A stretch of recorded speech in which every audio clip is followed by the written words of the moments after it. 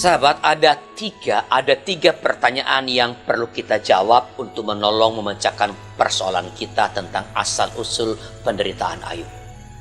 Yang pertama, apakah Ayub itu sungguh-sungguh saleh?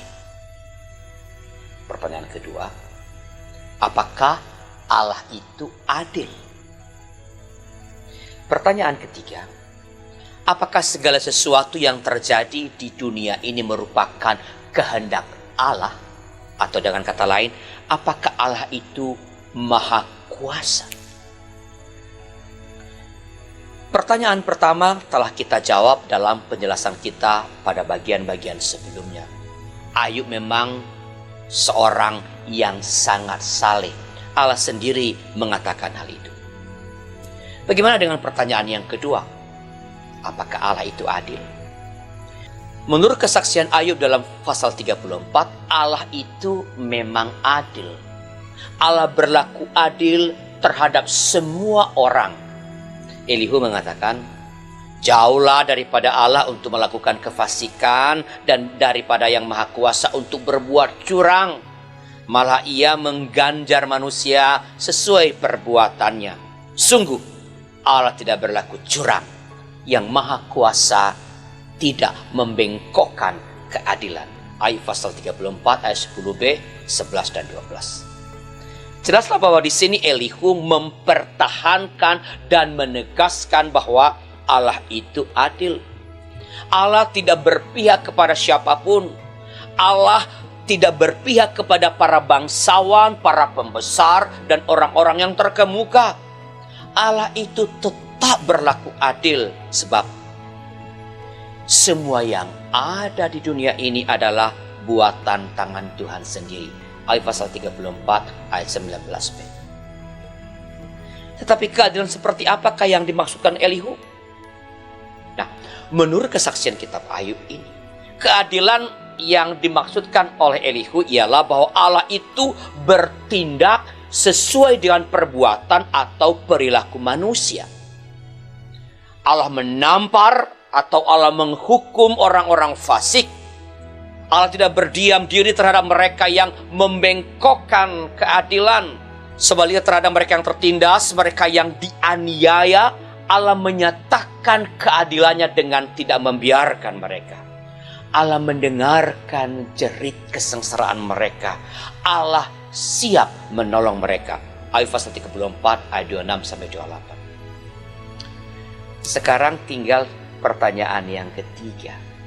Apakah Allah juga maha kuasa? Artinya, apakah segala sesuatu yang menimpa manusia merupakan tindakan Allah? Kalau iya, bagaimana kita menjelaskan penderitaan Ayub ini?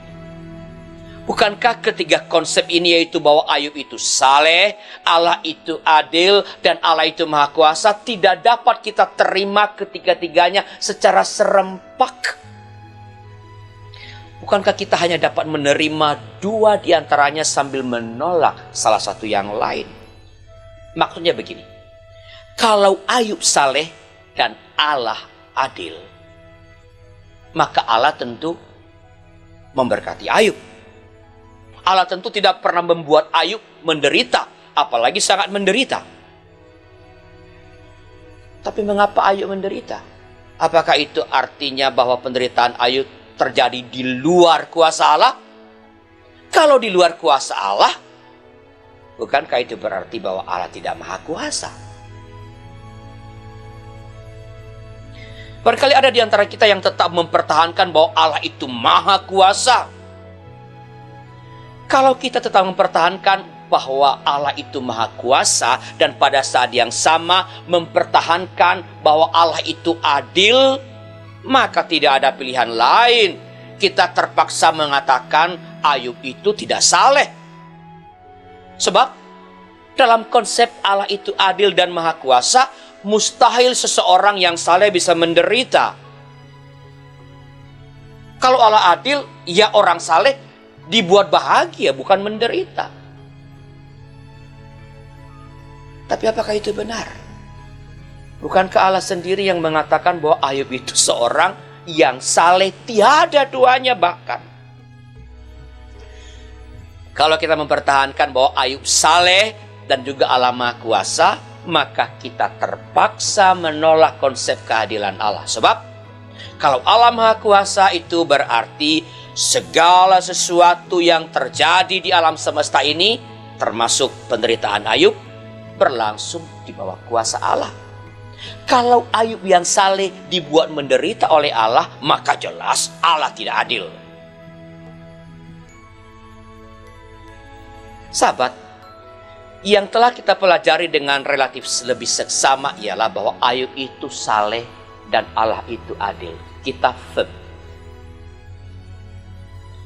Hal ini perlu terlebih dahulu kita yakini. Tetapi apakah Allah itu Maha Kuasa? Dan kalau Ia Maha Kuasa, bagaimana menerangkan penderitaan Ayub tanpa menolak salah satu dari ketiga gagasan tersebut tadi? Pertanyaan ini akan segera kita jawab dalam penjelajahan kita berikutnya. Maka tetaplah ikuti serial Penyejuk Hati edisi Kitab Ayub ini.